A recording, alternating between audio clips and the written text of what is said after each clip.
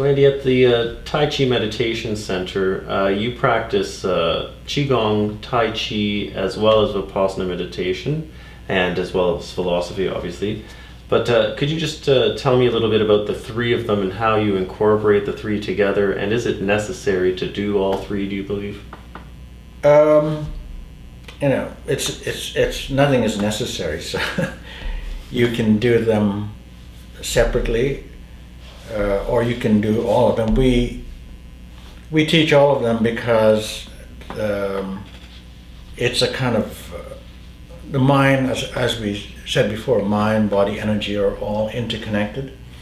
So the deepest is actually the meditation is Vipassana, because that if you have that clarity, that deep clarity, that will guide you to the various tools.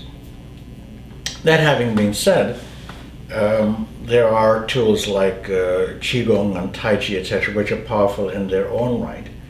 And they are already there. They have been refined for hundreds, perhaps thousands of years. So it's not necessary to reinvent the wheel. So these are very powerful tools which we can use, and which we at the Tai Chi Meditation Center can tell you how to use them, how they fit in with each other, which may not on the surface be readily apparent.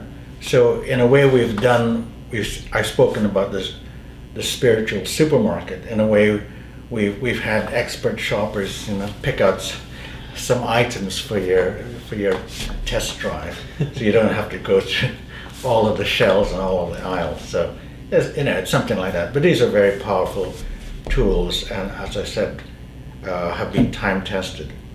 In terms of a deeper understanding of Qigong actually, like Raja Yoga in the Indian system, Qigong entails a regulation of body, regulation of energy, regulation of mind.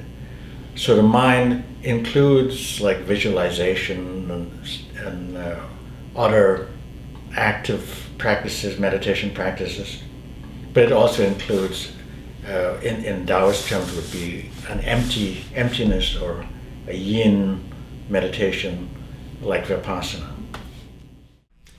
Andy, are there any personal stories that you could share with us about the transformative power of Vipassana?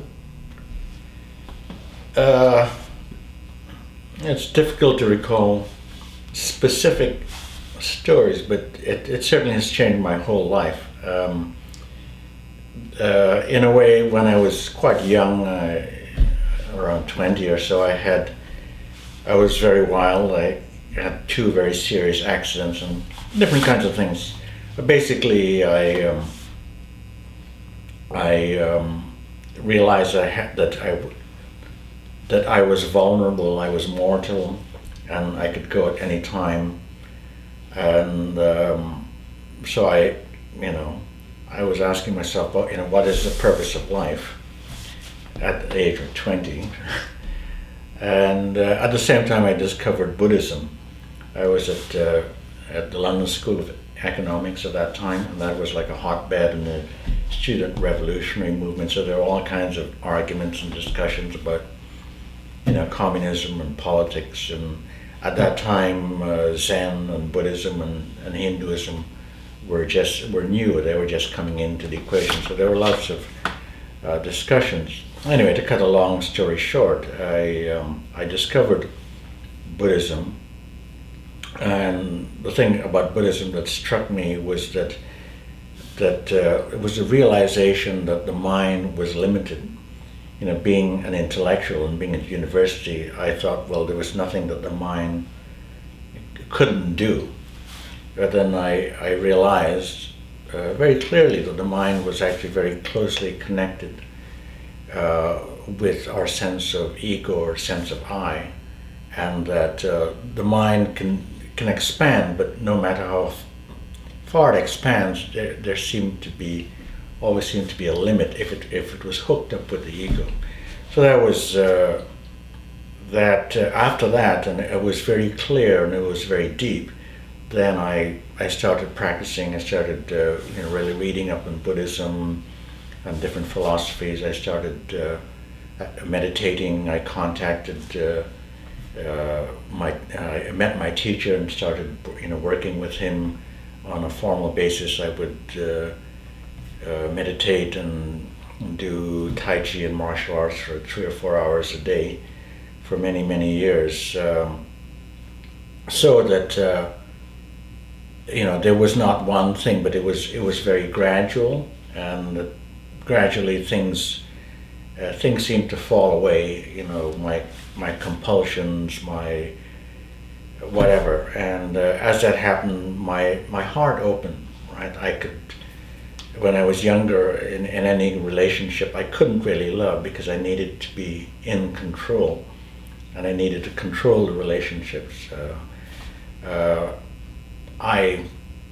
Through my practice, through my spiritual practice, I let go of that control.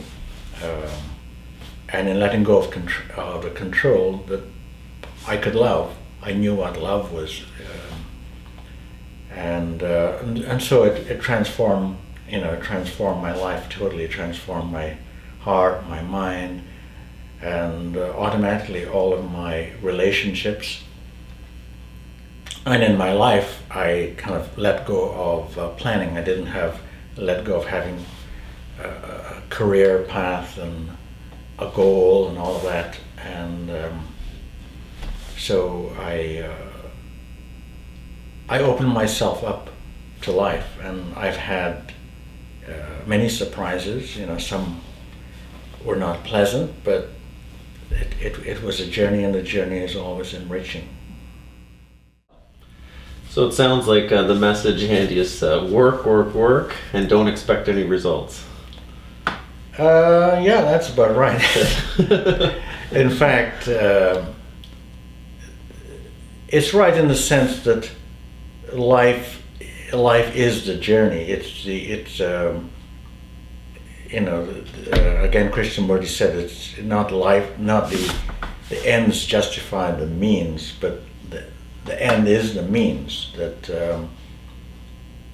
we are, as I said before, we are actually always in the moment, and even perhaps even when we die, and maybe if there's a heaven or a hell or somewhere in between, we will still be in another moment. So it's actually about the journey, and it's about what we encounter in the very beginning stages of meditation, which is, as I said, let go, start over again, let go, start over again. And imperceptibly, you may find that actually in doing that, even though it may seem frustrating and difficult, that there's more and more spaciousness in your life, in your heart, and in your mind. But what is what's the alternative? The alternative is to just say, screw you. I think in this way, and if you don't like it, then go away or whatever. To turn off is actually to turn off or to put other people aside is, well, we see it all the time, and it's destroying the world. So for me there's no real alternative.